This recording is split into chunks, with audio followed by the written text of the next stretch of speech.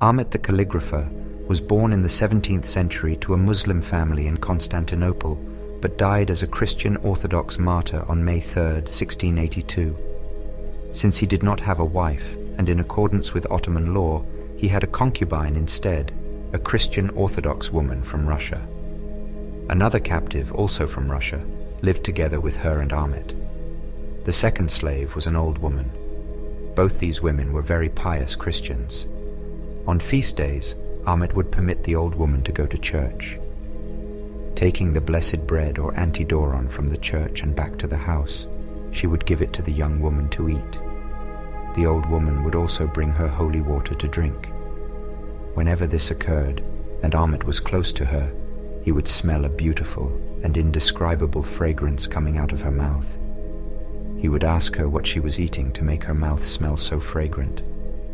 Not realizing what was happening, the slave would say that she was not eating anything. However, he persisted in asking.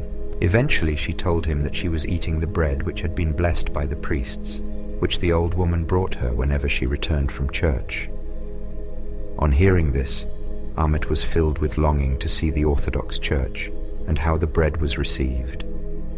He summoned a priest and told him to prepare a secret place for him in the church during the liturgy. When the appointed day arrived, dressed as an Orthodox Christian, he went to the Patriarchate and followed the divine liturgy. While he was in church, he saw the Patriarch shining with light and lifted off the floor as he came out of the altar and through the holy doors to bless the people.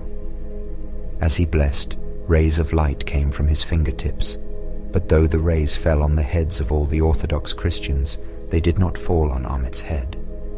This happened 2 or 3 times, and each time Ahmed saw the same thing. Thus, Ahmed came to the Christian faith. Without hesitation, he sent for the priest, who gave him rebirth through baptism. Ahmed remained a secret Christian for some time, concealing his baptismal name, which is why it has not come down to us.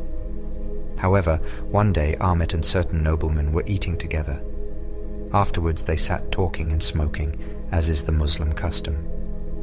In the course of the conversation, they began to discuss what the greatest thing in the world.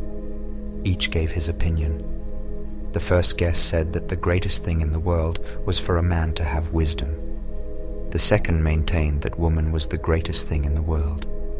And yet a third said that the greatest thing in the world, and by far the most delightful, was good food. Then it was Ahmed's turn. They all turned to him, asking him for his opinion on this matter.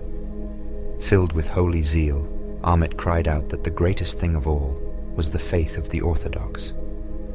And confessing himself to be a Christian, he boldly censured the falseness and deception of Islam. At first, on hearing this, the Muslims were aghast. Then, filled with unspeakable rage, they fell on him and dragged him to a judge so that he could be sentenced to death. After torture and a few chances to return to Islam, he was subsequently beheaded on May 3, 1682, receiving the crown of martyrdom. According to St. Nicodemus the Hagiorite, his memory is celebrated on December 24th.